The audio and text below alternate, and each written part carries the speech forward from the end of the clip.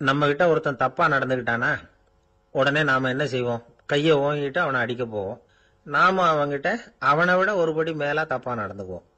ஆனா பெரியவங்கெல்லாம் அப்படி நடந்துக்கிறது இல்லை.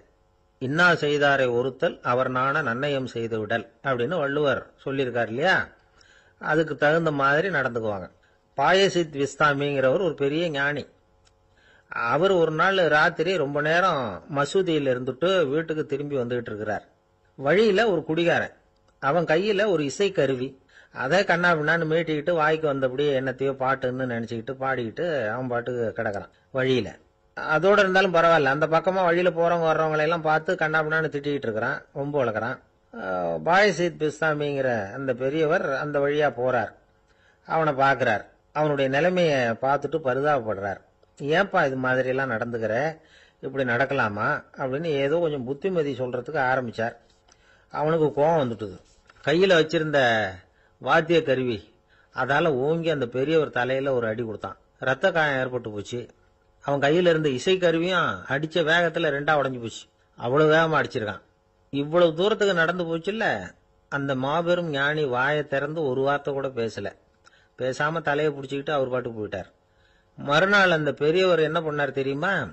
கொஞ்சம் இனிப்பு பண்டங்கள், கொஞ்சம் பணம், இது ரெண்டையும் ஒரு ஆள் மூலமா அனுப்பி வச்சார் அந்த குடிகாரனுக்கு. அவனுக்கு ஒன்றும் புரியல. என்ன விவரம்னு விசாரிச்சான்.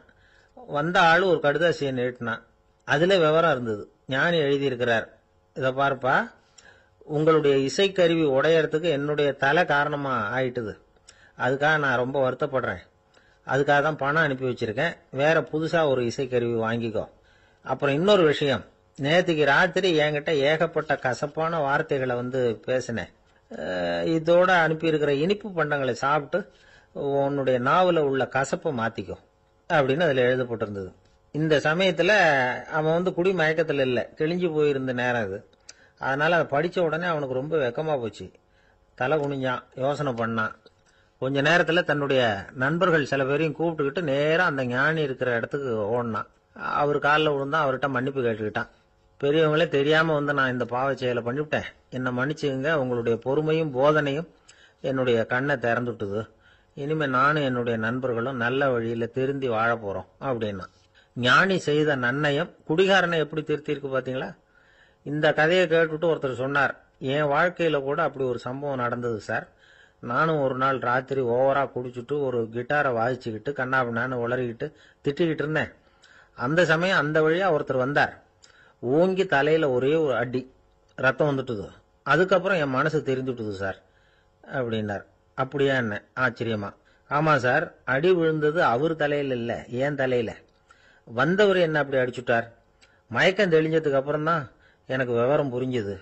அவர் ஒரு போலீஸ்காரரு அப்படின்னார் ரொம்ப சோகமா.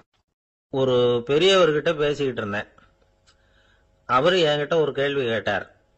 திருடர்கள் எத்தனை வகை தெரியுமா உனக்கு அப்படின்னார். இதுதான் அவர் கேட்ட கேள்வி. எதுக்காக என்ன பார்த்து அந்த கேள்வி கேட்டாரு தெரியல. இருந்தாலும் நான் அவருக்கு பதில் சொன்னேன். திருடர்கள்ல எத்தனையோ வகை உண்டுங்க. கார் திருடன், சைக்கிள் திருடன், முகமூடி திருடன், எப்படி சொல்லிட்டே போலாம். இருந்தாலும் என்னுடைய சிற்றறிவுக்கு எட்டின வரையில திருடர்களை 2 வகையா பிரிக்கலாம் அப்படின்னு நினைக்கிறேன். ஒன்னு ராத்திரியில திருடுற திருடன், இன்னொருத்தன் பகல்ல திருடுற திருடன். அதாவது பகல் திருடன், ராத்திரி திருடன் அப்படின்னு. பெரியவர் சிரிச்சார். என்ன சிரிக்கிறீங்களே என்ன? கள்வர்கள் 4 வகை அப்படின்னு ஆரம்பிச்சார். எப்படின்னு கேட்டேன். சாப்பாட்டுக்கு இல்லாம திருடுறாங்க பாருங்க, அது ஒரு வகையாம். சாப்பாட்டுக்கு இருந்தும் திருடுறாங்க பாருங்க, அது ஒரு வகையாம். இதை தவிர இன்னும் ஒரு 2 வகை திருட்டு உண்டு. அது என்னன்னா, ஆண்டவன் கிட்ட இருந்து நாம திருடுற திருட்டு. இன்னொன்னு என்னன்னா, நம்ம கிட்ட இருந்து ஆண்டவன் திருடுற திருட்டு அப்படின்னார். எனக்கு ஒன்னும் புரியல. என்ன சார் இது, ஆண்டவனையே திருடன்னு சொல்றீங்களே அப்படின்னு ஆச்சரியமா. ஆமாங்க, ஆண்டவனை கள்வன்னு சொல்றது இல்லையா? காஞ்சிபுரத்துக்கு பக்கத்துல திருக்கார்வனம் அப்படின்னு ஒரு ஊர் இருக்கு. அங்க உள்ள பெருமாளுக்கு கள்வர்னு தான் பேரு. அது மட்டும் இல்ல, திருமங்கை ஆழ்வார் தம்முடைய திரு நெடுந்தாண்டகத்துல கார்வனத்துள்ளாய் கள்வா அப்படின்னு தான் அழைக்கிறார் அப்படின்னு நிறைய உதாரணம்லாம் சொல்ல ஆரம்பிச்சார். அதுக்கப்புறம் அவர்கிட்ட பேசி நான் புரிஞ்சுக்கிட்ட விவரங்களை தான் நான் இப்போ உங்ககிட்ட சொல்ல போறது. அதாவது அவர் சொன்ன முதல் வகை திருடர்கள் சாப்பாட்டுக்கு இல்லாம திருடுறவங்க. இவங்கள திருத்தி போடலாம். சாப்பாட்டுக்கு இருந்தும் பணம் சேர்க்கணுங்கிற ஆசையால பொய் கணக்கெல்லாம் எழுதுறாங்க பாருங்க, அவங்க தான் 2வது வகை. 3வது வகை திருட்டு தான் மிகப்பெரிய திருட்டு. இறைவனுக்கு சொந்தமானதை நம்முடையதுன்னு நினைக்கிற திருட்டு. எது இறைவனுக்கு சொந்தமானது அப்படின்னா ஆத்மா. பகவானுக்கு சொந்தமான ஆத்மாவை நம்முடையதுன்னு நினைக்கிறது தான் அந்த மாபெரும் திருட்டு. இதுக்கு பேர் தான் ஆத்மாபகாரமா. சரி, இதுக்கு பரிகாரம் என்ன? எல்லாம் இறைவனுடையது, நமக்கு ஒண்ணும் இல்லை அப்படின்னு நினைக்கிறது தான் இதுக்கு பரிகாரம். இதெல்லாம் இருக்கட்டும். 4வது திருட்டு ஒண்ணு சொன்னோம்ல, ஆண்டவன் நம்ம கிட்ட இருந்து திருடுறது. அது எப்படி? ஆண்டவனை கள்வன்னு சொல்றாங்க, அது சரி. அவர் என்னத்தை திருடினார்? இப்போ இன்னொருத்தருக்கு சொந்தமான ஒன்றை எடுத்து வச்சுக்கிறது தான் கள்ளத்தனம். ஆனா ஆண்டவன் எடுத்துக்கிட்டோம்னா இருக்கிறது எல்லாமே அவனுக்கு சொந்தம். அப்படி இருக்கிறப்போ அவரை எப்படி கள்வன்னு சொல்றது? இது என்ன புரியாம இருக்குதே அப்படின்னு சொல்லி பார்த்தா அதுக்கும் விளக்கம் சொல்றாங்க அவங்க. அதாவது ஆண்டவனுக்கு உருவமே கிடையாது, அரூபமா இருக்கிறவன், அதாவது உருவம் இல்லாம இருக்கிறவன். அப்படி உள்ள பகவான் நம்மள மாதிரி உருவத்துல இருக்கிறான். நம்மள மாதிரியே கையை காலு மூக்கெல்லாம் இருக்குது ஆண்டவனுக்கு. இந்த உருவம் நம்ம கிட்ட இருந்து திருடினது தானே. அவன் தன்னுடைய உண்மையான திருமேனியை நமக்கு காட்டாம, அதாவது தரிசனம் கொடுக்காம இருக்கிறது கள்ளத்தனம் தானே. அதனால்தான் இதுவும் ஒரு பெரிய திருட்டு, இருக்கிறதுலயே மிகப்பெரிய திருட்டு அப்படிங்கிறார். என்கிட்ட பேசிக்கிட்டு இருந்தாரு, இந்த விஷயம்லாம் சொல்லிட்டு இருந்தாரு இந்த பெரியவர். அதாவது திருட்ட ஆன்மீக நோகத்துல அவர் பார்க்கிறார். நம்ம பார்வையில இதை விட அபூர்வமான திருட்டுலாம் இங்க உண்டு.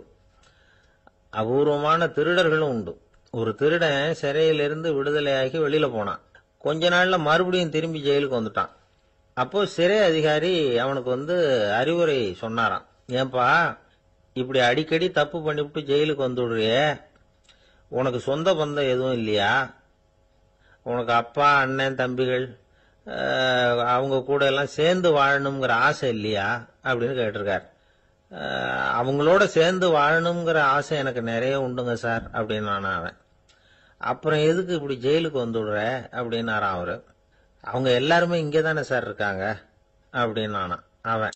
அவர் ஒரு பெரிய குடும்பத்துல பிறந்தவர்.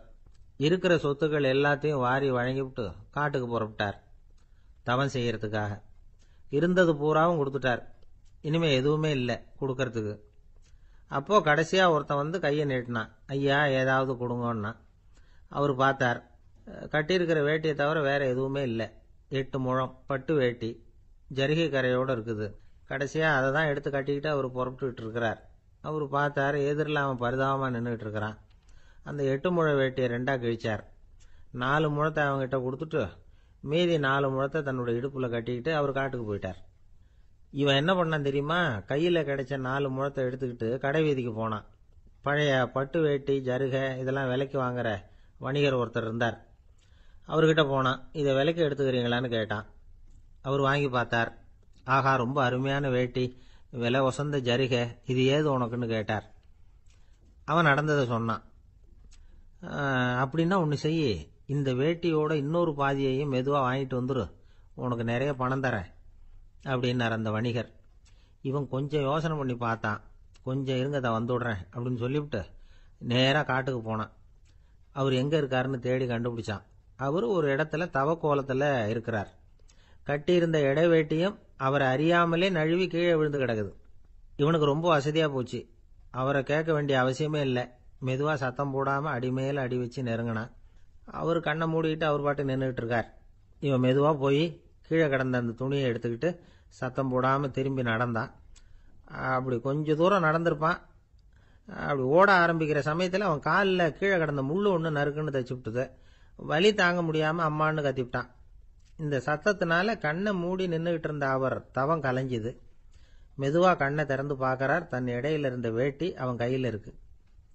இப்போ அவர் நினைக்கிறாராம், இந்த வேட்டி மேல நான் வச்ச ஆசை அல்லவா அவனை திருடன் ஆக்கிவிட்டுது அப்படின்னு நினைச்சாராம்.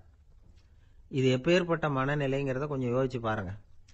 தான் ஒரு பொருள் மேல வைத்த பற்று இன்னொரு மனிதன் திருடனா ஆகிறதுக்கு காரணம் ஆயிட்டுதே அப்படின்னு நினைக்கிறார்.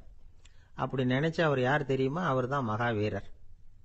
இழந்துட்டேங்கிறியே, நீ என்னத்தை கொண்டு வந்த இங்க இழக்கிறதுக்கு?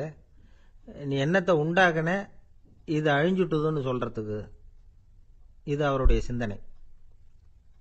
இன்னைக்கு நம்ம சிந்தனையெல்லாம் வேற மாதிரி இருக்குது.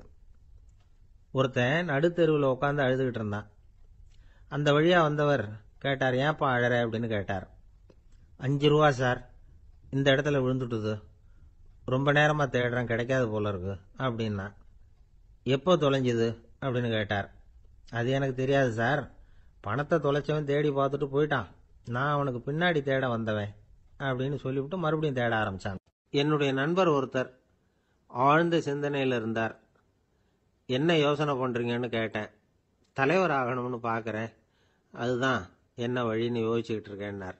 நான் கூட அது மாதிரி யோசிச்சு பார்த்தேன், அதுக்கப்புறம் அந்த யோசனையை கை விட்டுட்டேன் அப்படின்னோம். ஏன்னு கேட்டார்.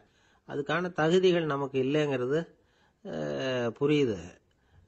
அது நமக்கு புரியறத விட நம்ம விட மற்றவங்களுக்கு நல்லா புரிஞ்சு போச்சு, அதனால பேசாம கம்முன்னு இருந்துடுறது தான் நல்லது அப்படின்னோம். தலைவர் ஆகிறதுக்கு தகுதிகள் வேற உண்டோ அப்படின்னு கேட்டார்.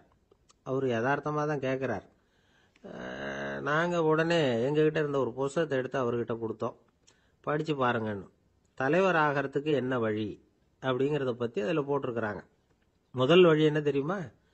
ஒரு 4 பேர் முன்னாடி இல்லைன்னா ஒரு கூட்டத்துக்கு முன்னாடி நீங்கள் பேச போறீங்க.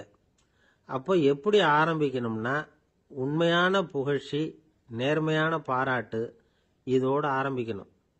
எடுத்ததுமே அது சரியில்லை இது சரியில்லைன்னு பேசிகிட்டு இருக்கக்கூடாது. மக்களை பார்த்து நீங்கள் தான் தப்பு பண்ணிவிட்டீங்க அப்படின்னு நேரடியாக சொல்லக்கூடாது. தவறு இருந்தாலும் அதை மறைமுகமாக ஏதாவது கதை சொல்லி அதிலிருந்து அவங்க புரிஞ்சுக்கிற மாதிரி செய்யணும். அடுத்தவங்க பண்ண தப்பு என்னன்னு அலசறதுக்கு முன்னாடி நீங்கள் பண்ணின தப்பு என்னங்கிறத பற்றியே பேசுங்க. எதுக்கும் நேரடியாக உத்தரவு போட்டுக்கிட்டு இருக்கக்கூடாது. இதை நீங்கள் செய்யணும் அப்படின்னு சொல்கிறதுக்கு பதிலாக நீங்கள் இப்படி செஞ்சால் எப்படி இருக்கும் அப்படின்னு கேள்வி மாதிரி கேட்கணுமா. இப்படி கேட்டால் அது உத்தரவு மாதிரி தெரியாதான்.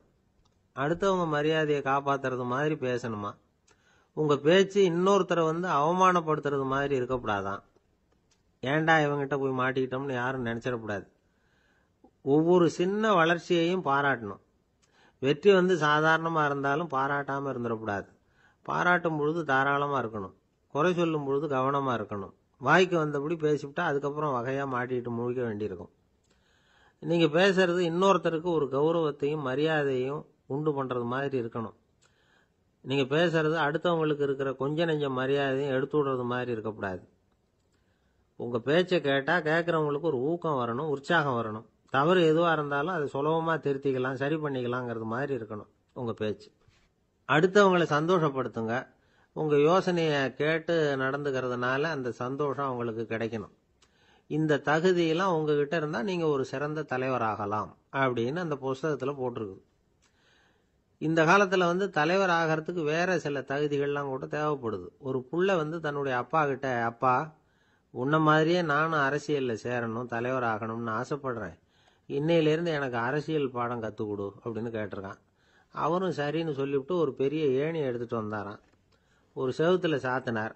இந்த ஏணியில் ஏறி உயர போய் அங்கே பரன் மேலே இருக்கிற ஒரு புத்தகத்தை எடுத்துகிட்டு வாடான் இருக்கார். மகனை பார்த்து, அப்பா ஏணி ரொம்ப உயரமாக இருக்குது, நீ ஜாக்கிரதையாக இதை பிடிச்சிக்கோ, நான் ஏறி போகிறேன் அப்படின்னு. நான் பையன் பயப்படாத நான் பார்த்துக்கிறேன்னார் அப்பா. பையன் ஏணியில் ஏறினா உச்சிக்கு போனதும் அப்பா கையை எடுத்துட்டார். ஏணி அப்படியே சரிஞ்சுட்டுது. பையன் பொத்துன்னு கீழே விழுந்துட்டான். இடுப்பை பிடிச்சிக்கிட்டே எழுந்திரிச்சான்.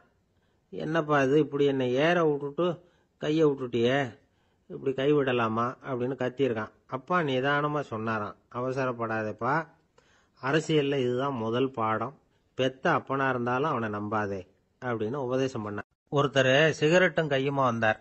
சார், இந்த புகைப்பிடிக்கிற பழக்கத்தை நிறுத்தி போடணும்னு தான் பார்க்குற, முடியலேன்னார். புகைப்பிடிக்கிறத நிறுத்துறது ரொம்ப சுலபம் சார் அப்படின்னார் இன்னொருத்தர். எப்படி சொல்றீங்கன்னு கேட்டார் அவர். நான் கூட ஏற்கனவே 10 தடவை அந்த பழக்கத்தை நிறுத்தி இருக்கிறேன் சார் அப்படின்னார் இவர். இதுலேருந்து என்ன தெரியுது? புகைப்பழக்கத்தை திடீர்னு விட்டு விடுறதுங்கிறது ரொம்ப கஷ்டம்னு தெரியுது. இருந்தாலும் இது சம்பந்தமான ஆராய்ச்சி, அனுபவம், இது ரெண்டையும் அடிப்படையாக வச்சு சில வழிமுறைகளை சொல்கிறாங்க. அதாவது புகைப்பிடிக்கிறத நிறுத்துறதுக்கு 10 வழிகள் உண்டு அப்படின்னு சொல்கிறாங்க.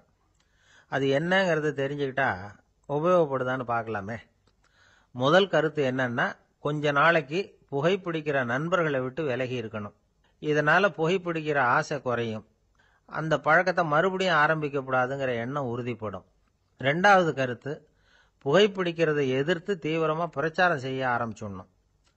அது அடுத்தவங்களுக்கும் உபயோகப்படும், உங்களுக்கும் உபயோகப்படும்.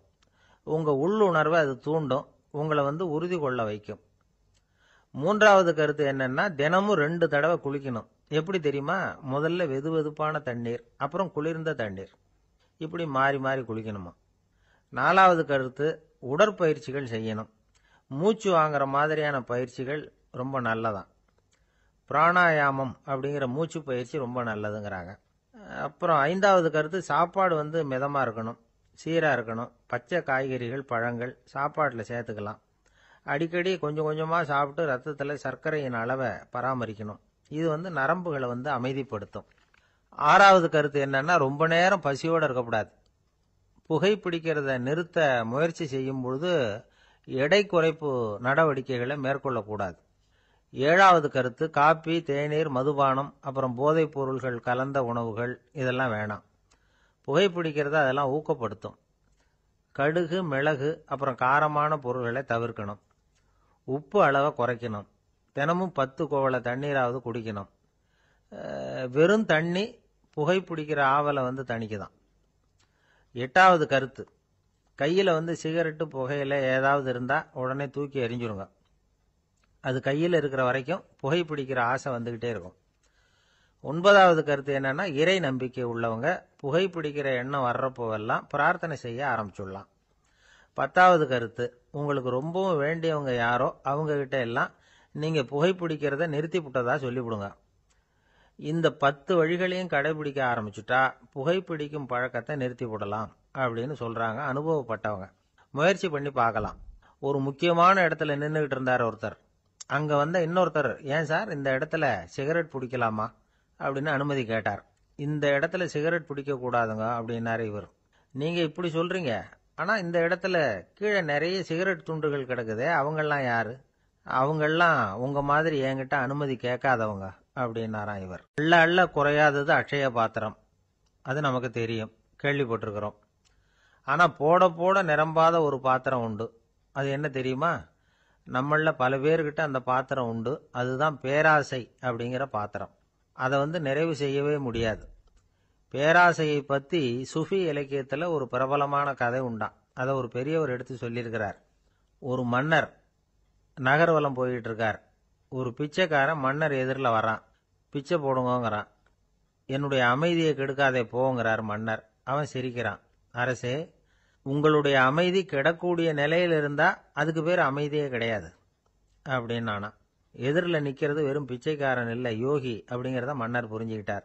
துறவியே, உங்களுக்கு என்ன வேணும்னாலும் கேளுங்க, கொடுக்குறேன்னாராம். அந்த துறவி மறுபடியும் சிரிக்கிறார். அரசே, உங்களால் முடியாததையெல்லாம் கொடுக்க முடியும்னு சத்தியம் செய்யாதீங்க அப்படின்னார்.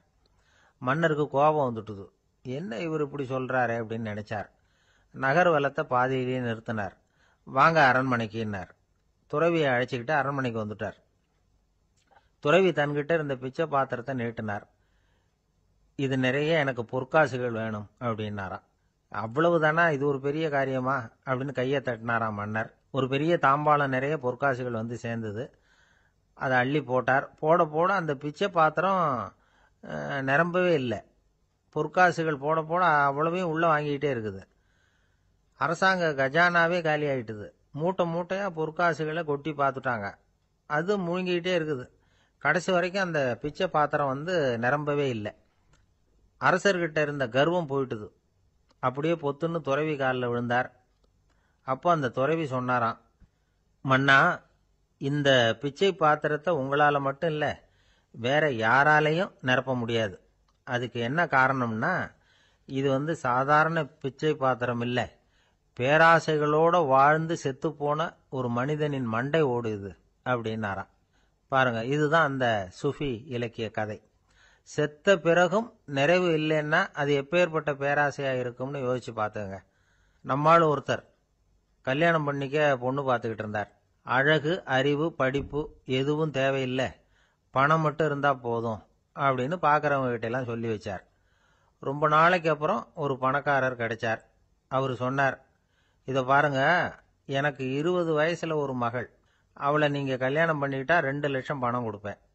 25 வயசுல ஒரு பொண்ணு, அவளை கல்யாணம் பண்ணிக்கிட்டா 2.5 லட்சம் தருவேன்.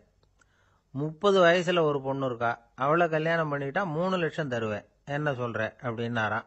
இவன் கொஞ்ச நேரம் யோசிச்சு பார்த்துருக்கான். அதுக்கப்புறம் மெதுவா அவரை நிமிந்து பார்த்து, ஏன் சார், உங்ககிட்ட 50 வயசுல ஏதாவது பொண்ணு இருக்கா அப்படின்னு கேட்டானா. கணவன் மனைவிக்குள்ள சிக்கல் வராம இருக்கிறதுக்கு அதுல சில வழிகளை சொல்லி கொடுத்துருக்குறாங்க. அதெல்லாம் என்னென்ன அப்படிங்கிறத இப்ப பார்க்கலாமா? குடும்பம்னு இருந்தா கோபம் வரதான் செய்யும். அது வந்துட்டு போட்டும் பரவாயில்ல. ஆனா அந்த கோபம் ஒரே நேரத்துல 2 பேருக்கும் வந்துடாம பாத்துக்கணும். ஒரு சமயத்துல யாராவது ஒருத்தர் தான் கோபப்படணும், அடுத்தவங்க அமைதியா இருக்கணும். அதுக்கப்புறம் இவர் அமைதியான உடனே அவங்க ஆரம்பிச்சுக்கலாம். கோபமா ஏதாவது சொன்னா உடனே கோபமா பதில் சொல்லக்கூடாது. கொஞ்சம் பொறுத்து கோபம் தீர்ந்த உடனே அந்த பதிலை சொல்லலாம். அப்போ பதில் கோபமா இருந்தா கூட அது அவ்வளவு பெருசா தெரியாது. அற்ப விஷயத்துக்கெல்லாம் காய்ச்சி மூச்சுன்னு கத்திட்டு இருக்கக்கூடாது. உங்க 2 பேருக்குள்ள ஒரு தர்க்கம் ஆரம்பமாயிட்டுதுன்னு வச்சுக்கோங்க, கடுமையா 2 பேரும் விவாதம் பண்றீங்க. உங்களில் ஒருத்தர் இதுல ஜெயிக்கணும்னா அது நீங்களா இருக்க வேணாம், அடுத்தவங்க ஜெயிக்கிறதுக்கு நீங்க துணையா இருங்களேன். அப்படின்னா நீங்க கொஞ்சம் விட்டு கொடுக்கணும், அவ்வளவுதான். ஏதாவது குத்தம் சொல்லணுமா, செஞ்ச தப்ப சுட்டி காட்டணுமா, விமர்சனம் பண்ணணுமா, பண்ணுங்க, வேணான்னு சொல்லல.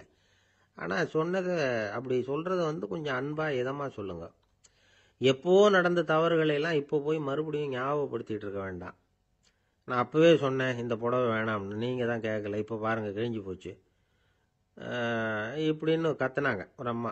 எப்போ சொன்னீங்கன்னு கேட்டால் ஒரு 10 வருஷத்துக்கு முன்னாடி தீபாவளி சமயத்தில் அப்படிங்கிறாங்க. அது என்ன இன்னும் அப்படியே புதுசாகவே இருக்கும்? உங்களுக்கு அவர் தான் பெருசு, அவருக்கு நீங்கள் தான் பெருசு. அதை விட இந்த உலகத்தில் வேற எதுவும் முக்கியம் இல்லைன்னு நினைக்கணும். நீ தான் என்னுடைய உலகம்னு எத்தனை தடவை சொல்லியிருப்பீங்க? அதெல்லாம் வெறும் வசனமாக போயிடக்கூடாது. ஏதாவது ஒரு பிரச்சனையை பற்றி கடுமையாக விவாதம் பண்ணிக்கிட்டு இருக்கீங்க, அதை அப்படியே பாதியில் விட்டுட்டு படுக்கைக்கு போயிடக்கூடாது. சொச்சத்தை நாளைக்கு பேசிக்கலாம்னு. அப்படி போனால் தூக்கம் வராது. பிரச்சனையை ஒரு முடிவு பண்ணிக்கிட்டு அதுக்கப்புறமா தூங்க போகணும். ஒரு நாளில் ஒரு தடவையாவது உங்கள் ஜோடியை பாராட்டி நல்ல விதமாக கனிவாக ஒரு வார்த்தை சொல்லணும் அப்படின்னு தீர்மானம் பண்ணீங்க. ஏதாவது தப்பு பண்ணிவிட்டீங்கன்னா பரவாயில்ல, அதை ஒத்துக்கிறதுக்கும் மன்னிப்பு கேட்கறதுக்கும் தயாராக இருக்கணும். அது ஒன்றும் கேவலம் கிடையாது. வீட்டுக்குள்ளே தானே கேட்க போகிறீங்க, வெளியில் யாருக்கு தெரிய போதும்? எப்படியோ உங்களுக்குள்ள ஒரு சமரசம் ஆனால் சரிதான். ஒரு தகராறுன்னு எடுத்துக்கிட்டா குறைஞ்சபட்சம் அதுக்கு 2 பேர் தேவை. தனியாகவே உட்காந்துக்கிட்டு நான் இப்போ தகராறு பண்ணிகிட்டு இருக்கிறேன் அப்படின்னு யாரும் சொல்ல முடியாது. 2 பேர் தகராறு பண்ணுறாங்கன்னா பொதுவாக அந்த 2 பேரில் யார் அதிகமாக பேசுகிறாங்களோ அவங்க பேரில் தான் தப்பு இருக்கும். அதை மனசில் வச்சுக்கணும். இதெல்லாம் தான் அந்த புத்தகத்தில் போட்டிருக்கிற வழிமுறைகள்.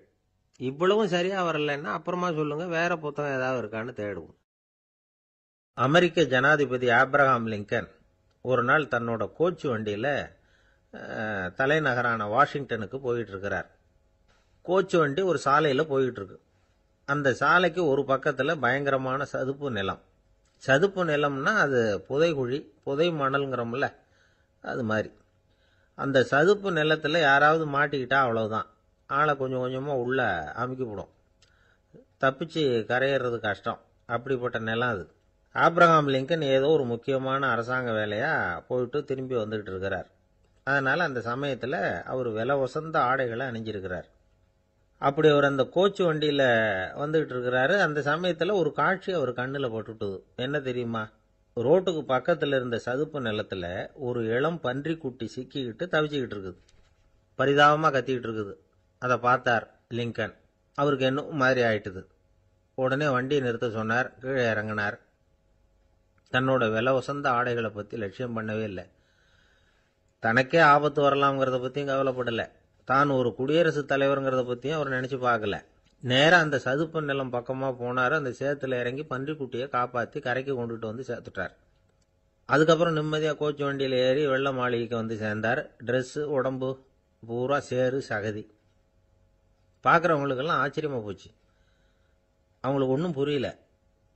இவர் நேராக ட்ரெஸ்ஸு மாற்றிக்கிறதுக்காக போனார். கோச்சு வண்டி ஓட்டிகிட்டு வந்தவங்கிட்ட போய் எல்லாரும் கேட்டாங்க என்ன ஆச்சு அப்படின்னு. அவர் வர்ற வழியில் நடந்த விவரத்தை சொன்னார். ஆப்ரஹாம் லிங்கனுடைய இந்த இறக்க குணத்தை எல்லாரும் பாராட்டினாங்களாம், புகழ்ந்தாங்களாம். ஆனால் இதுக்கு லிங்கன் என்ன பதில் சொன்னார் தெரியுமா? தயவு பண்ணி இந்த புகழ்ச்சியான பேச்சையெல்லாம் ஒதுக்குங்க, அதெல்லாம் வேணாம். அந்த சின்ன பிராணி சகதியில மாட்டிக்கிட்டு துடிச்சுக்கிட்டு இருந்தது. அதை பார்த்தேன். உடனே என்னுடைய இதயத்துல ஒரு முள்ளு தைச்சது மாதிரி ஒரு உணர்வு. அந்த முள்ளை பிடுங்கி எறிஞ்சேன், அவ்வளவுதான். உண்மையில அந்த பிராணிக்கு நான் உதவினேங்கிறத விட எனக்கு ஏற்பட்ட இன்னலை போக்கிட்டேன் அப்படிங்கிறது தான் உண்மை. அதுதான் பொருத்தம். அப்படி இருக்கிறப்போ இதுல புகழறதுக்கு என்ன இருக்குது அப்படின்னாரு ஆபிரகாம் லிங்கன். எவ்வளவு யதார்த்தமான வார்த்தைகள் பாருங்க. இந்த காலத்துல நம்மளையும் பல பேர் அப்படி உண்டு. நீச்சல் தெரியாத ஒரு ஆளு தண்ணியில இறங்கிட்டான். தண்ணி ஆழம்ங்கிறது அப்புறமா தான் தெரிஞ்சுது. தத்தளிக்க ஆரம்பிச்சுட்டான். வாழ் வாழ்னு கத்துறான். கரையில நின்றுட்டு இருந்த ஒருத்தர் இதை பார்த்தார். உடனே அவருக்கு இதயத்துல முள்ளு தைச்சது மாதிரி ஒரு உணர்வு. உடனே குபீர்னு தண்ணியில பாஞ்சார். அவரை காப்பாற்றி கரைக்கு கொண்டுட்டு வந்து சேர்த்தார். இதை பார்த்துக்கிட்டு இருந்த இன்னொருத்தர் காப்பாத்தின அந்த ஆளை பாராட்டி புகழ்ந்தார். என்ன புகழாதீங்க சார் அப்படின்னார் அவர். ஏன்னு கேட்டார் இவர். நான் அந்த ஆளை ஏன் காப்பாத்தினேன் தெரியுமா? அவன் நேத்திக்கு என்கிட்ட 300 ரூபா கடன் வாங்கியிருக்கிறான். இவன் தண்ணியில போட்டான்னா நான் கொடுத்த கடனும் தண்ணியில போடும். அதனாலதான் விழுந்து காப்பாத்தினேன் அப்படின்னா அந்த ஆள். ஒருத்தர் இருக்கார், நல்ல உத்தியோகத்துல தான் இருக்கிறார். ஆனா எப்ப பார்த்தாலும் முகத்தை வெறுப்பா வச்சிருப்பார். அப்படியே வருவார் போவார். ஏன் சார் இப்படி இருக்கிறீங்க அப்படின்னு விசாரிச்சோம். ஏன்டா இந்த வேலைக்கு வந்தோம்னு இருக்கு சார் அப்படின்னார். உங்க வேலை உங்களுக்கு பிடிக்கலையா அப்படின்னு கேட்டோம். இல்லைன்னார்.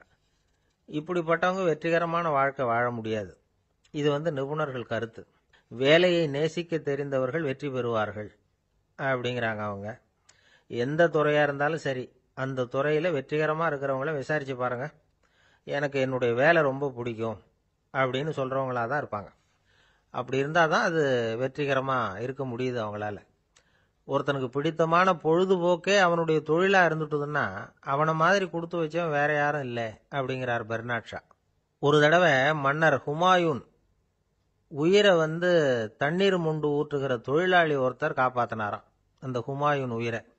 உடனே மன்னர் கேட்டிருக்கார், உனக்கு என்ன வேணும்னாலும் கேளு தரேன், உயர் பதவி வேணுமா அப்படின்னு கேட்டாராம். மன்னா, மக்களின் தாகம் தீர்க்கக்கூடிய இந்த பணியை விட உயர்ந்தது உண்டா அப்படின்னாராம் அந்த தொழிலாளி. அவரால் அவருடைய வேலையை நேசிக்க முடிஞ்சுது. அதனால மகிழ்ச்சியா இருக்க முடிஞ்சுது. நாமெல்லாம் அப்படி இல்லை. வேலை கிடைக்கிற வரைக்கும் கிடைச்சா போதும் அப்படின்னு இருக்கோம். கிடைச்சதுக்கு அப்புறம் ஏன்டா இந்த வேலைக்கு வந்தோம்னு ரொம்பவும் அழுத்துக்குவோம். சரி, நாம இருக்கிற இடத்துல நாம வெற்றிகரமா இருக்க வழி உண்டா அப்படின்னா உண்டுன்னு சொல்றாங்க. அதாவது மன இயல் நிபுணர்கள் இருக்கிறாங்க இல்லையா, அவங்க அதுக்கு முக்கியமா 6 வழிகள் சொல்றாங்க. நீங்க ஒரு அலுவலகத்துல வேலை பார்க்கறவரா அப்படின்னா இதை கேளுங்க. அதாவது உங்க மேலதிகாரி எதிர்பார்ப்புக்கு தகுந்த மாதிரி உங்க வேலை இருக்குதா? அப்படி இல்லைன்னா முதல்ல உங்க வேலையின் தரம் உயரணும். உங்களுக்கு மேல கீழே வேலை பார்க்குற பணியாளர்கள் கிட்ட நல்ல விதமா பழகுறீங்களா? அந்த உறவு முறையில ஏதாவது குறை இருந்தா அதை கண்டுபிடிச்சு சரி பண்ணுங்க. நம்பிக்கைக்கு உரியவர் அப்படின்னு நீங்க பேர் எடுக்கணும். நீங்க எடுக்கிற முடிவு நல்ல முடிவா தான் இருக்கும் அப்படின்னு அடுத்தவங்க சொல்லணும். உங்க தோற்றத்துக்கு முக்கியத்துவம் கொடுங்க. இது மனம் உடல் ரெண்டும் சம்பந்தப்பட்டது.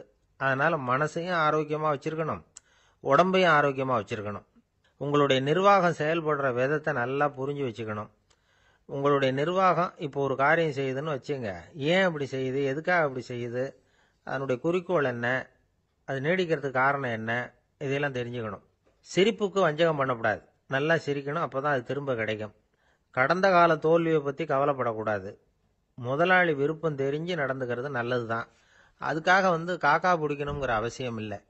உங்களுக்கு ஒரு பொறுப்பான வேலை கிடைக்குது, உடனே சத்தம் குழப்பம் அப்படின்னு சூழ்நிலையை இறுக்கமா ஆக்கிடக்கூடாது. எந்த சூழலையும் இயல்பா கையாளக்கூடியவர் அப்படிங்கிறத காட்டணும். இதெல்லாம் உங்கள் துறையில நீங்கள் வெற்றி பெற நிபுணர்கள் சொல்ற யோசனைகள்.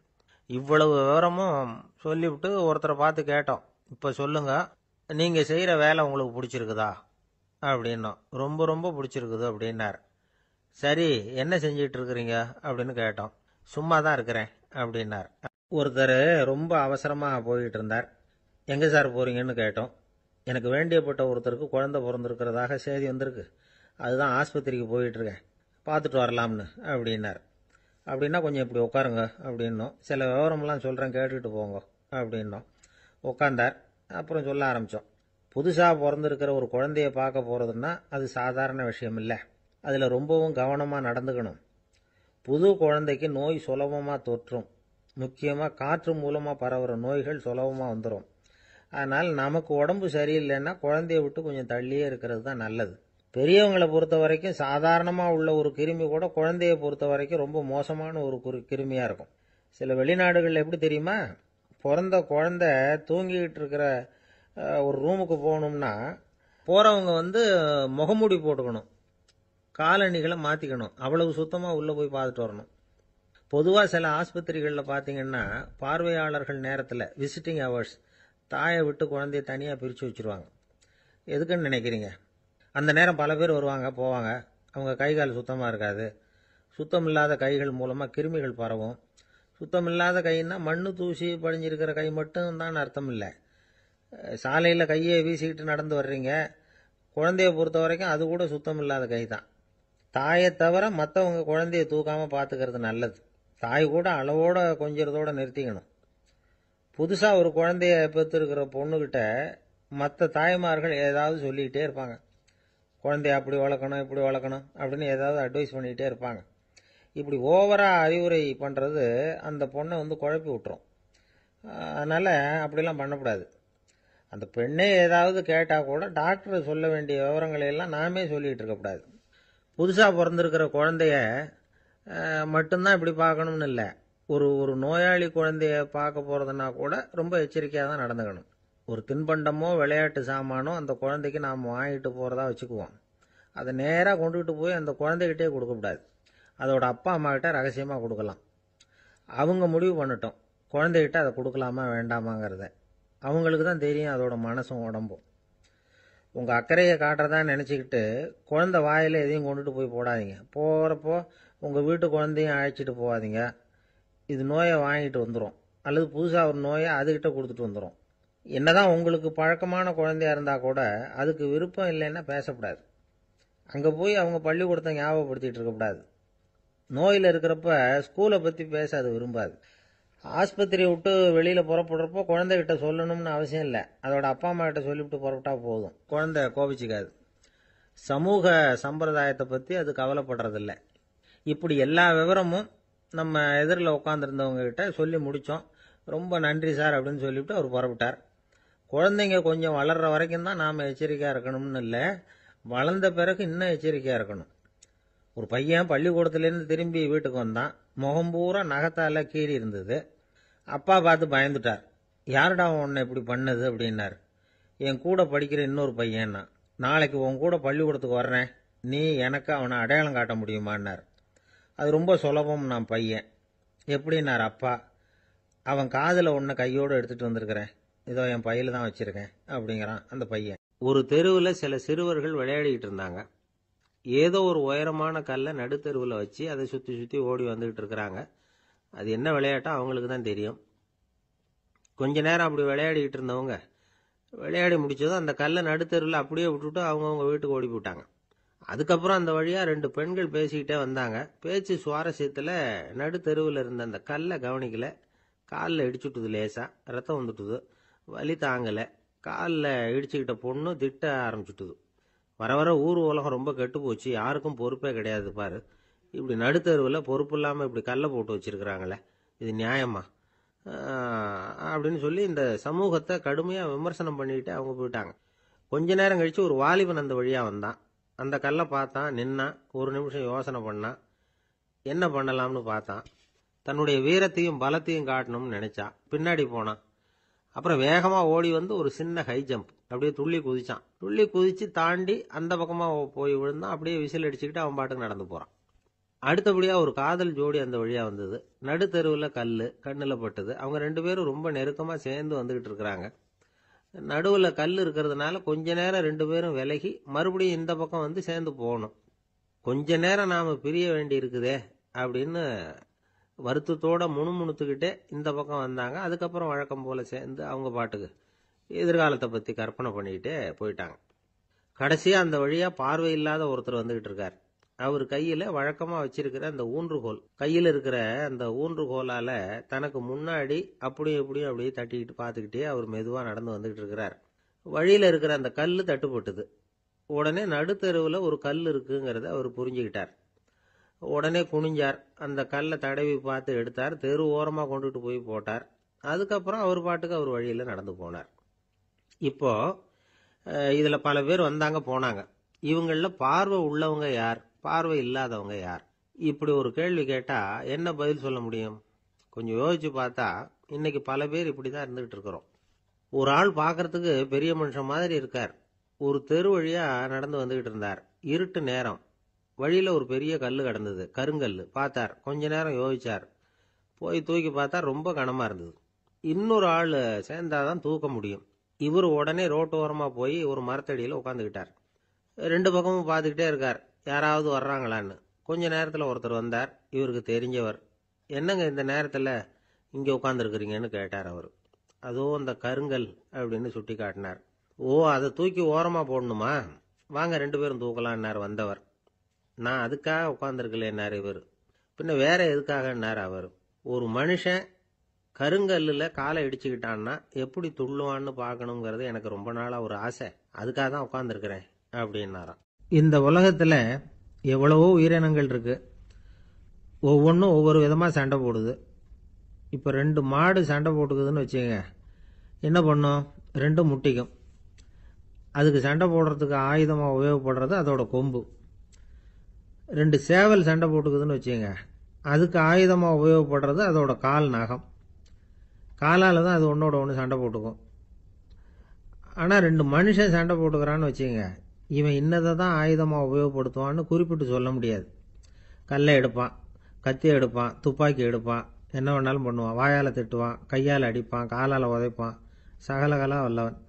விலங்குகள்லாம் பொதுவாக வாயை சாப்பிட்றதுக்கு மட்டும்தான் உபயோகப்படுத்துது. ஆனால் இவனுக்கு சாப்பிட்றதுக்கும் அதுதான், சாப்பிட்டு விட்டு திட்டுறதுக்கும் அதுதான். ஆனால் ஒரு விஷயத்தில் மட்டும் கெட்டிக்கிறேன்.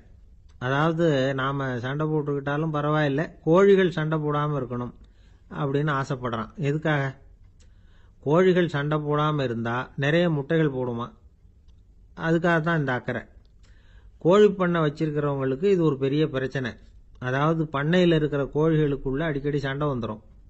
அதனால முட்டை உற்பத்தி குறைஞ்சிரும். சரி, இதுக்கு என்ன பண்ணுறது? பண்ணையில் போய் உட்காந்துக்கிட்டு தினமும் பஞ்சாயத்து பேசிகிட்டு இருக்க முடியுமா? அமெரிக்காவில் கோழி பண்ணை வச்சிருக்கிற ஒருத்தர் இதை பற்றி யோசனை பண்ணி பார்த்தாராம். ஒரு வழியையும் கண்டுபிடிச்சிருக்கார். கோழிக்கெல்லாம் மூக்கு கண்ணாடி மாட்டி விட்டுட்டோம்னா அது சண்டை போடுற குணம் குறைஞ்சிரும், முட்டை அதிகமாகிடும். அந்த கண்ணாடியில் உள்ள லென்ஸ் சிவப்பு நிறத்தில் இருக்கணும், அவ்வளவுதான் அப்படின்னு அவர் கண்டுபிடிச்சாராம். இது ஏற்கனவே நடைமுறையில் கண்டுபிடிக்கப்பட்ட ஒரு விஷயம். ஆனால் எல்லா கோழிக்கும் சிவப்பு மூக்கு கண்ணாடி எப்படி மாட்டி விடுறது? அப்படியே மாட்டி விட்டாலும் அது நழுவாமல் இருக்கணுமே. இப்போ நாமெல்லாம் நடு விரலால் மூக்கு கண்ணாடி நடுவில் தொட்டு அப்படி ஸ்டைலாக சரி பண்ணிக்கிறோம். அது மாதிரி கோழி எப்படி சரி பண்ணிக்கும்? இதுதான் பிரச்சனை. இதுக்கு அவர் என்ன வழி கண்டுபிடிச்சாருன்னா, கோழிக்கெல்லாம் மூக்கு கண்ணாடிக்கு பதிலாக விழியொட்டு வில்லைகள், கான்டாக்ட் லென்ஸ், அதை பொருத்தி விட்டா என்ன அப்படின்னு யோசனை பண்ணார். அதே மாதிரி பண்ணார். அதே மாதிரி செஞ்சு பார்த்தார், வெற்றி. அதுக்கப்புறம் கோழியெல்லாம் சண்டை போட்டுக்கலையாம், சமாதான பிரியர்கள் ஆகிட்டு தான். கோழிகளுக்கு இயல்பாகவே சண்டை போடுற குணம் உண்டு. ஆனால் அதோட கண்ணுக்கு பார்க்குற பொருள்லாம் ரோஜா நிறத்துலையோ அல்லது இன்னும் சொல்ல போனால் அழுத்தமான சிவப்பு நிறத்துலையோ தெரிஞ்சதுன்னா சண்டை போடுற குணம் குறைஞ்சிருதான். அந்த சமயத்தில் அது அதிகமாகவும் முட்டையிட ஆரம்பிச்சுடுதான். அதே நேரத்தில் இறை எடுக்கிறத கூட குறைச்சிக்குதான். இது ஏன் இப்படி பண்ணுதுங்கிறது விஞ்ஞானிகளுக்கு இன்னமும் புரியலையா. எப்படியோ அமெரிக்க கோழிகள்லாம் கான்டாக்ட் லென்ஸ் பொருத்திக்க ஆரம்பிச்சாச்சு. கோழி கழுத்தை பிடிச்சிக்கிட்டு ஒரு சில வினாடிகளில் அதை பொருத்தி போடுறாங்களாம். கோழியோட ஆயுள் பூரா அது அப்படியே இருக்குமா. பண்ணையில் முட்டை உற்பத்தி குறைஞ்சா இது மாதிரி விஞ்ஞானபூர்வமாக பரிகாரம் தேடுறது தான் நல்லது. நமக்கு வேண்டியப்பட்ட ஒருத்தர், அவர் ஒரு கோழி பண்ணை வச்சிருந்தார். அந்த பண்ணையில் பாதி கோழி திடீர்னு செத்து போச்சு.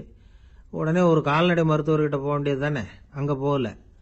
உள்ளூரில் மந்திரம் பண்ணிக்கிட்டு இருந்த ஒரு சாமியார்கிட்ட போனார். அவர் காலில் விழுந்தார். சாமி, என் பண்ணையில் பாதி கோழி செத்து போட்டுதுன்னார். சாமியார் யோசனை பண்ணார். சரி, பண்ணையில் வாசப்படி கிழக்கு பக்கமாக வச்சிருக்கியா மேற்கு பக்கமாக வச்சிருக்கியான்னு கேட்டார்.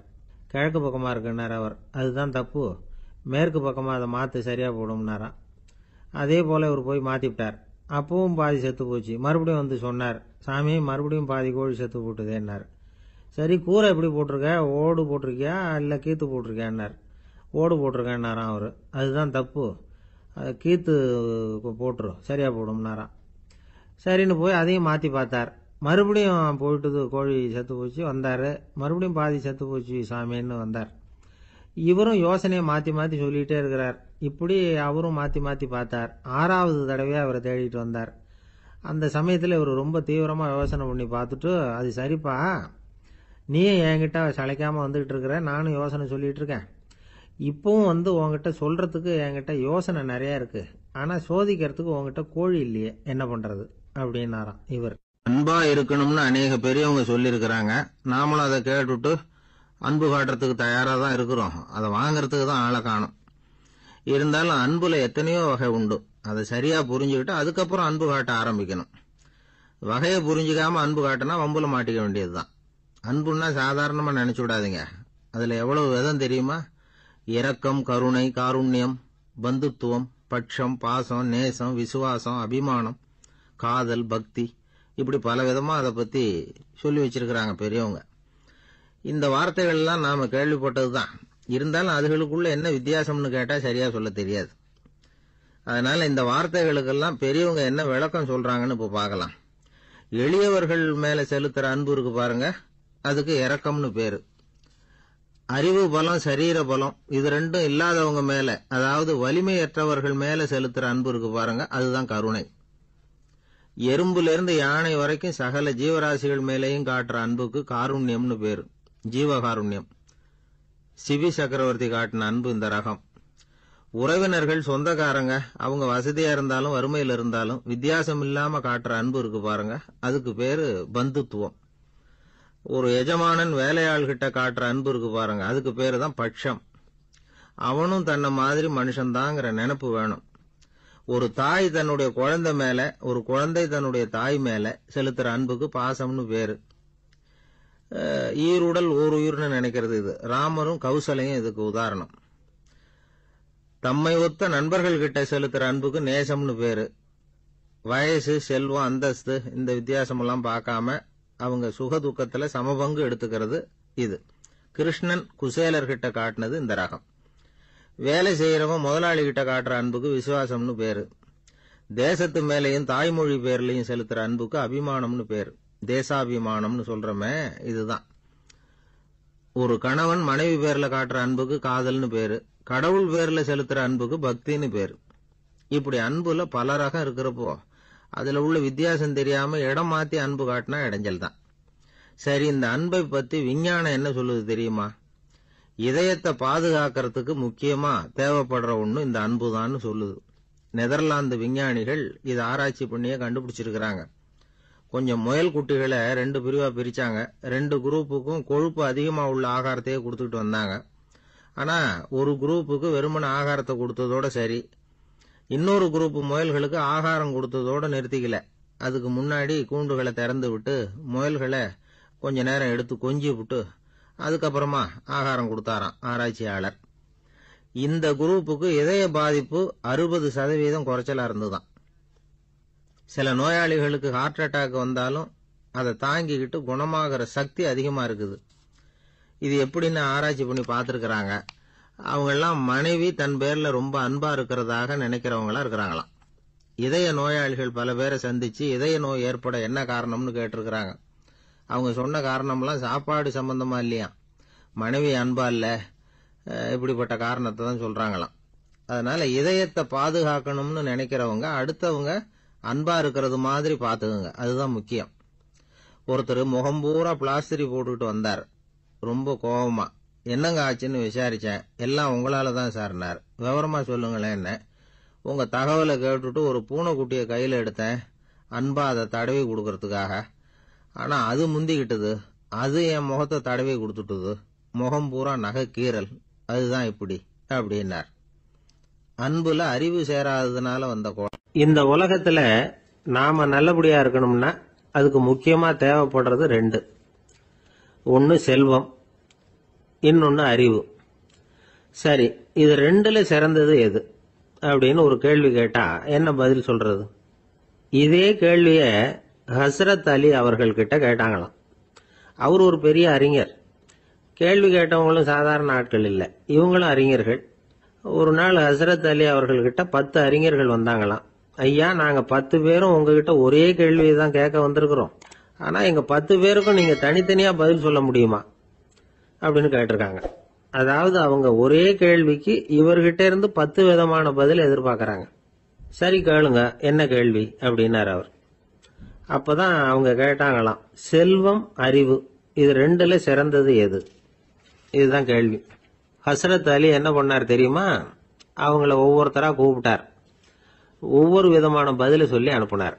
முதல்ல ஒருத்தரை கூப்பிட்டார், சொன்னார், அறிவுங்கிறது தீர்க்கதரிசிகள், ஞானிகள், மகான்கள் இவங்களோட பரம்பரை சொத்து. ஆனா செல்வம்ங்கிறது கொடுங்கோலரின் ஆயுதம். அதனால அறிவு தான் சிறந்தது அப்படின்னார். ரெண்டாவது ஆளை கூப்பிட்டார். உங்ககிட்ட செல்வம் இருந்தா நீங்க தான் அதை காப்பாற்றணும். ஆனா அறிவு உங்களை எப்பவும் காப்பாற்றும்.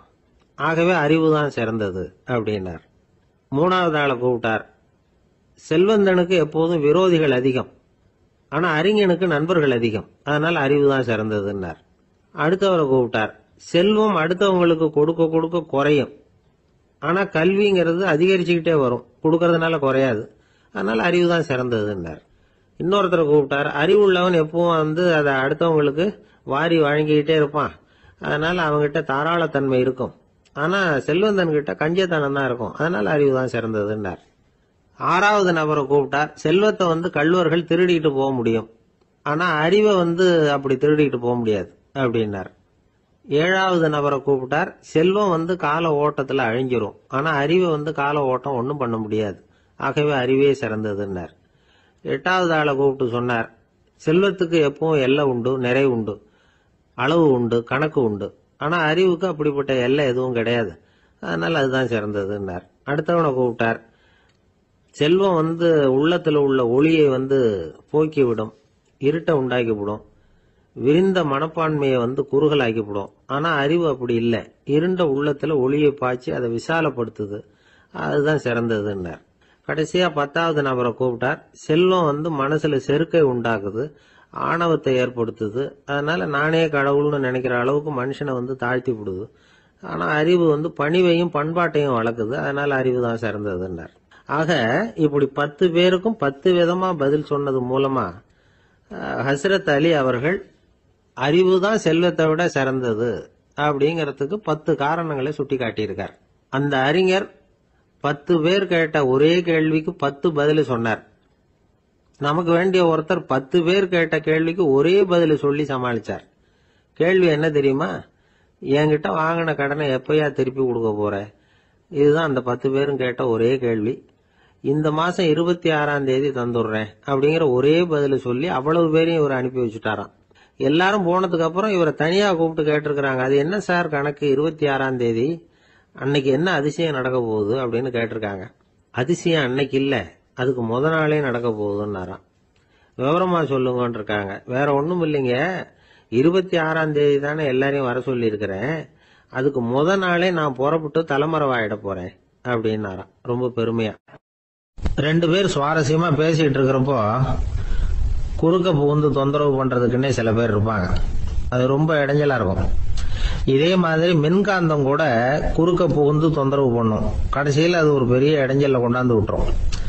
சில வீடுகளில் கேபிள் கனெக்ஷன் இல்லாம சில தனியார் டிவி காட்சிகள் தெரியும். அதுக்கு என்ன காரணம்னா இந்த மின்காந்த குறுக்கீடு தான் காரணம். இதைத்தான் சுருக்கமா EMI அப்படின்னு சொல்றாங்க. அதாவது எலக்ட்ரோ மேக்னெட்டிக் இன்டர்ஃபியரன்ஸ். இது ஏற்படக்கூடிய இடங்கள் எது எதுன்னு எடுத்துக்கிட்டா அது ஒரு பெரிய பட்டியலாவே போயிடும். இந்த EMI தொந்தரவு கேபிள் டிவியில மட்டும்தான் இல்ல, ராக்கெட் ஏவுதளத்துல உள்ள ரேடார்கள், அங்க உள்ள சில சக்தி வாய்ந்த தொலைத்தொடர்பு சாதனங்கள், விமான தளங்கள்ல உள்ள ரேடார்கள், கப்பல் தளங்கள்ல பொருத்தப்பட்டிருக்கக்கூடிய சக்தி வாய்ந்த ஆண்டனாக்கள், இப்படி நிறைய சொல்லலாம். காவல் நிலையங்கள்ல பயன்படுத்தப்படுகிற வயர்லெஸ் தொடர்பு சாதனங்கள் கூட ஓரளவுக்கு இந்த மின்காந்த அலைகளை வெளியிடும். நம்ம வீட்டில் உட்காந்துக்கிட்டு ரேடியோ கேட்டுக்கிட்டு இருப்போம் அல்லது டிவி பார்த்துக்கிட்டு இருப்போம். அந்த சமயத்தில் பக்கத்து தெருவில் ஒரு மோட்டார் சைக்கிள் அல்லது காரு, குறிப்பாக பெட்ரோல் இன்ஜின், அது போறப்ப அதுல உள்ள மின்கலத்துல அதாவது மேக்னட்டோ பேட்டரியில இருந்து வெளிப்படுகிற மின்காந்த அலை இங்க டிவியிலையும் ரேடியோவிலையும் கரகரப்பு உண்டு பண்ணும். சரி, இது பெருசா என்ன இடைஞ்சல உண்டு பண்ணிட போகுது அப்படின்னு நாம அலட்சியமா நினைக்கலாம். வயசானவங்களுக்கு மறதி நோயின்னு ஒண்ணு வரும்ல, அல்ஷமீர், அதாவது மூளையில உள்ள செல்கள் செயலிழந்து போயிடுறது. அது செய்ய வேண்டிய வேலையை மறந்துடும். மனைவியே எதிரில் நின்னா கூட உன்னை எங்கேயோ பார்த்தது மாதிரி தெரியுதே அப்படின்னு சொல்லிட்டு இருப்பாங்க. அப்படி ஒரு மறதி. இந்த விசித்திரமான நோய்க்கு இதுவரைக்கும் மருந்தே இல்லைன்னு வேற சொல்றாங்க. இந்த மைக்ரோ ஓவன் அப்படின்னு சொல்லக்கூடிய சமையல் அடுப்புகள் கூட மின்காந்த அலைகளை வெளியிடுது. சமயத்தில் சில தொழிற்சாலைகள்ல கூட பெரிய விபத்துக்களை இந்த இஎம்ஐ உண்டு பண்ணிவிடும். இதை பத்தி தீவிரமா சிந்திக்க ஆரம்பிச்சதே ஒரு விபத்துக்கு பிறகுதான். அமெரிக்காவுக்கும் வியட்நாமுக்கும் இடையில போர் நடந்தது. அந்த சமயம் அமெரிக்காவுக்கு சொந்தமான விமானம் தாங்கி கப்பல் ஒண்ணு வியட்நாமை தாக்கிறதுக்கு தயாரா ஏவுகணைகளோட கடல்ல நிறுத்தி வைக்கப்பட்டிருந்தது. தற்செயலா அந்த பகுதியில கப்பல் தொலைத்தொடர்பு பகுதிக்கு அருகில ஊடுருவிய இந்த சக்தி வாய்ந்த ரேடியோ அலைகள் ஏவுகணையில இருந்த மின்னணு சர்க்கியூட்டை பூர்த்தி செஞ்சு வச்சுட்டுது. அவ்வளவுதான், ஏவுகணை அங்கேயே வெடிச்சு சிதறி போச்சு. 130 பேர் அந்த இடத்திலேயே உடல் கருகி செத்து போட்டாங்க. ஏகப்பட்ட பொருள்கள் நாசம். இந்த விபத்துக்கான காரணம் என்னங்கிறத உடனடியா யாராலையும் கண்டுபிடிக்க முடியல. ரொம்பவும் கடுமையா முயற்சி பண்ணி கடைசியா கண்டுபிடிச்சாங்க, இது இந்த இஎம்ஐ வேலை தான் அப்படின்னு. மின்னணு தொலைபேசிகள் இருக்கு, இதுல பேசும்பொழுது நம்ம காதை அதாவது செவியை ஊடுருவக்கூடிய மின்காந்த அலையானது மூளைக்கு போய் அங்க மூளை கட்டிகளை உருவாக்க ஊக்கம் கொடுக்குது அப்படின்னு வேற கண்டுபிடிச்சிருக்கிறாங்க. இந்த இஎம்ஐ ரொம்ப குறைஞ்ச மின்காந்த அழுத்தத்துல நமக்கு எந்த பாதிப்பையும் ஏற்படுத்துறது இல்லை. மின்காந்த அலைகள் அழுத்தத்தோட இருக்கிற இடங்கள்ல ரொம்ப நேரம் இருந்தோம்னா நம்ம உடம்பின் வெப்பநிலை 2 டிகிரி செல்சியஸ் வரைக்கும் அதிகரிக்குதாம். அதனால வெப்பநிலையை சீராக்கிறதுக்கு இதய துடிப்பும் அதிகரிக்குது. இப்படிலாம் கண்டுபிடிச்சிருக்கிறாங்க. இப்பெல்லாம் இந்த மின்காந்த குறுக்கீடுகளை தடுக்கிறது எப்படி அப்படின்னு விஞ்ஞானிகள் யோசனை செய்ய ஆரம்பிச்சிருக்கிறாங்க. இந்த விஷயத்துல அலட்சியமா இருந்தோம்னா எதிர்காலத்துல நிறைய பேருக்கு இந்த ஞாபக மறதி நோய் வந்துடும். அப்புறம் அது ரொம்ப கஷ்டமா போயிடும். ஒரு குடும்ப தலைவர் தன் மனைவியை பார்த்து, யார் நீ, உன்னை எங்கேயோ பார்த்தது மாதிரி இருக்குதே அப்படின்னு சொல்லிட்டு இருந்தார். உடனடியா அவரை போய் பார்த்தேன். வாங்க டாக்டர் கிட்ட போகலாம் அப்படின்னு. அவரு என்னை தனியா அழைச்சிட்டு போய் காதோட காதா மெதுவா சொல்றார், இத பாருப்பா, என் கையில பணம் இல்லாத போகலாம், அப்படி மறதி நோய் வந்துட்டது மாதிரி நடிச்சுக்கிட்டு இருப்பேன், அவ்வளவுதான், அதை நீ கண்டுக்காத அப்படின்னார். ஒருத்தர் அவசரமா போய்கிட்டு இருந்தார். எங்க போயிட்டு இருக்கீங்க அப்படின்னு கேட்டார் ஒரு பெரியவர். கடைக்கு போறேன் சார், சாமான் வாங்கறதுக்கு அப்படின்னார். அங்க போறதுக்கு முன்னாடி தெரிஞ்சுக்க வேண்டியதெல்லாம் தெரிஞ்சுக்கிட்டீங்களா அப்படின்னு கேட்டார் பெரியவர்.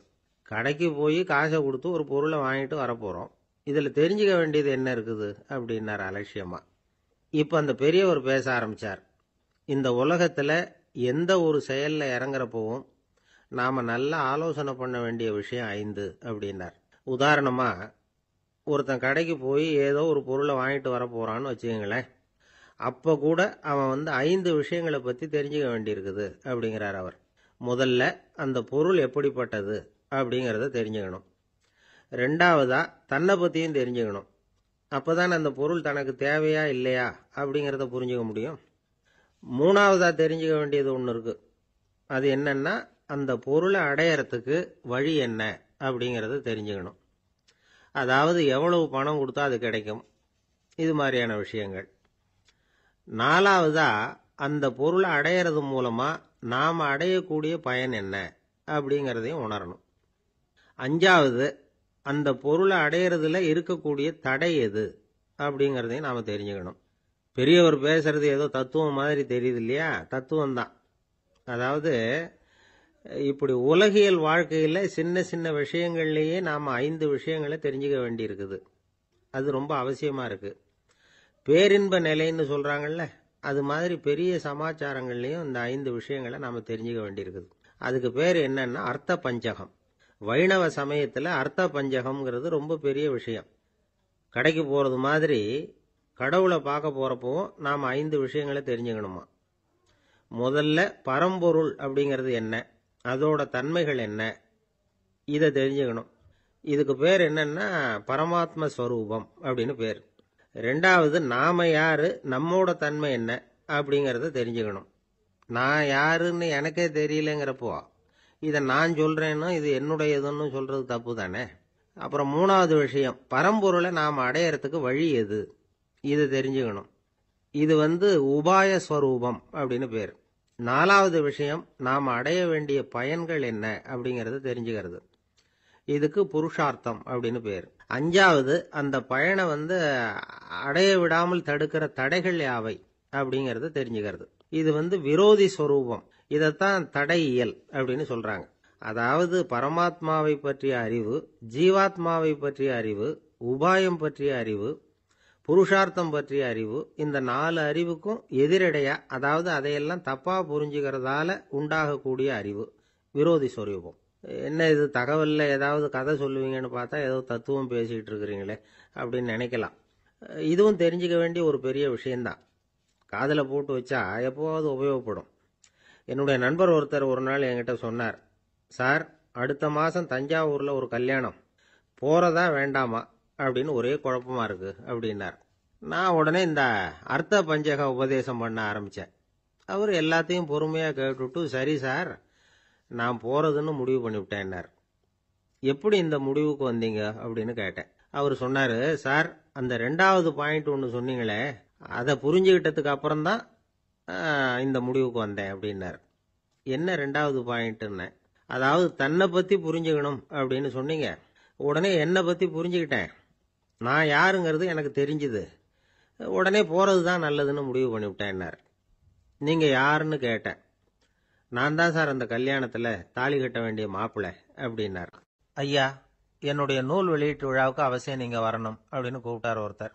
எப்போ வரணும்னு கேட்டேன். அடுத்த வாரம்னார். சரி, புத்தகம் தயாராகிட்டுதா அப்படின்னு. நாளைக்கு தான் அச்சிக்க கொடுக்க போறேன்னார். என்னங்க இது, புத்தகம் அச்சிடுறதுக்கு முன்னாடியே அழைப்புதழை அச்சடிச்சு விட்டீங்களே அப்படின்னு கேட்டேன். அதனால என்னங்க, அந்த காலம் மாதிரியா போலாம், அச்சுக்கலை எவ்வளவோ முன்னேறியாச்சுங்க. Linotype, monotype, phototype, laser, இப்படி என்னென்னமோ வந்தாச்சு. இன்னைக்கு கொடுத்தா நாளைக்கே புத்தகம் தயார் அப்படின்னார். இப்படி இந்த அளவுக்கு முன்னேறி இருக்கிற இந்த அச்சுக்கலை ஆரம்பத்தில் எப்படி இருந்தது தெரியுமா? அந்த காலத்தில் காகிதம்னா என்னன்னே தெரியாது. அப்படி ஒன்று கண்டுபிடிக்கப்படவே இல்லை.